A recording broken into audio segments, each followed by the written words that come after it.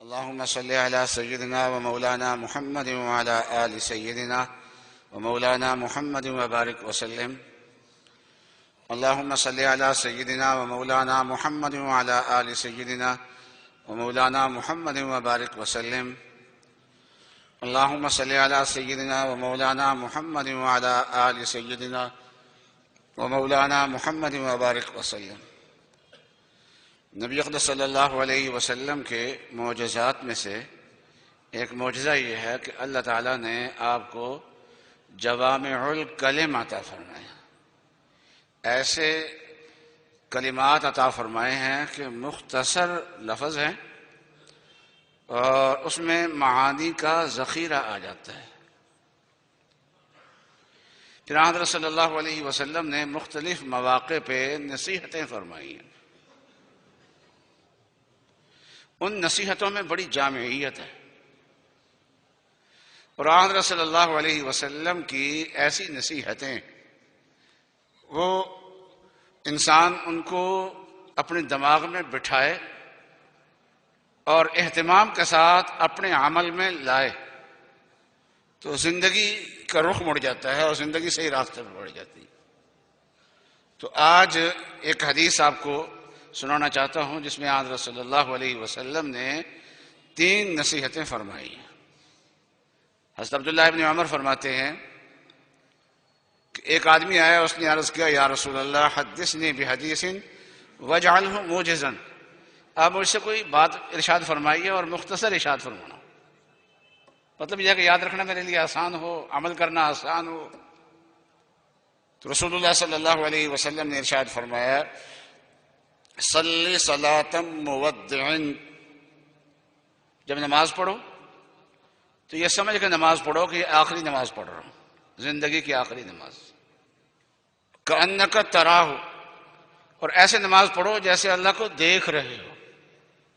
ان 2 خیالوں کے ساتھ نماز پڑھو.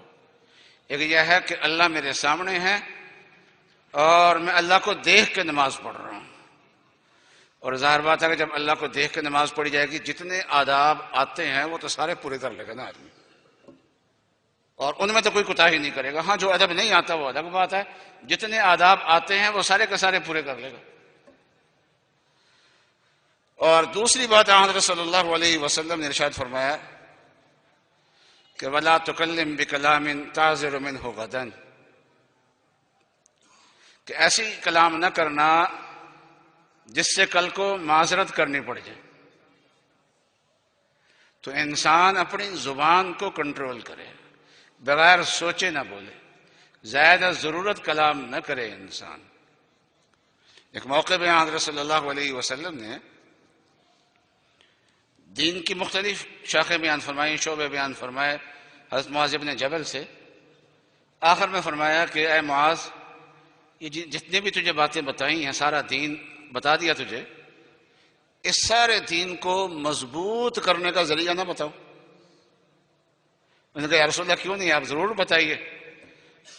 تو حضرت صلی اللہ علیہ وسلم نے اپنی زبان پکڑی، فرمایا یا معاذ کف علیک ھذا، اس زبان کو کنٹرول کر لے. زبان میں احتیاط انسان کرے. اور یہ انسان جب فکر کرتا ہے تو فکر کر کے یہ چیز پیدا ہوتی ہے. زبان کی حفاظت یہ انسان کا وقار بھی بڑھاتی ہے اور اللہ کے ہاں اس کا دین بھی مضبوط ہوتا ہے. دونوں چیزیں پیدا ہوتی ہیں اس سے. اور تیسری نصیحت حضرت صلی اللہ علیہ وسلم نے ارشاد فرمائی کہ وَاجْمَعِ الْأَيَاسَ مِمَّا فِي أَيْدِ النَّاسِ، کہ لوگوں کے ہاتھ میں جو چیز ہے اس سے اپنے آپ کو تو مایوس کر لے، نا امید ہو جا، اپنی امیدیں کاٹ لے اس سے.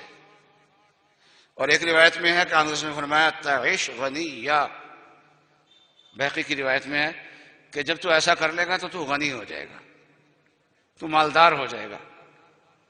انسان کو دوسرے انسانوں سے امیدیں نہیں رکھنی چاہیے. اپنے والدین سے بھی زیادہ امید نہ رکھے. جب امید نہیں رکھے گا تو شکوے شکایتیں پیدا نہیں ہوں گی. پہلے امید پیدا ہوتی ہے، پھر شکوے شکایتیں پیدا ہوتی ہیں۔ پہلے ہم امیدیں پیدا کر لیتے ہیں، پھر شکوے شکایتیں پیدا کر لیتے ہیں، وہ پوری نہیں ہوتی تو وہی شکوے سے بدل جاتی ہے، شکایتوں سے بدل جاتی ہے، پھر وہ زبان پہ آتی ہے، پھر آپس میں لڑائی جھگڑے پیدا ہو جاتے ہیں۔ تو والدین سے اگر امیدیں زیادہ رکھے گا تو اگر وہ اپنی زندگی میں وراثت تقسیم کر رہے ہیں، مال تقسیم کر رہے ہیں، ظاہر بات ہے کہ سارا مال ایک جیسا تو نہیں ہوتا۔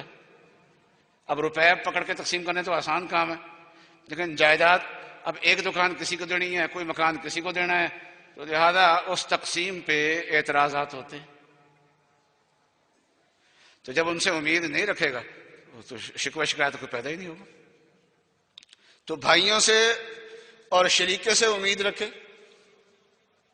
خاندان سے امید رکھ لیتا ہے بعض لوگ، جب خاندان سے امیدیں رکھیں گے وہ امید پوری نہیں ہوگی تو شکوہ شکایتیں پیدا ہوں گی۔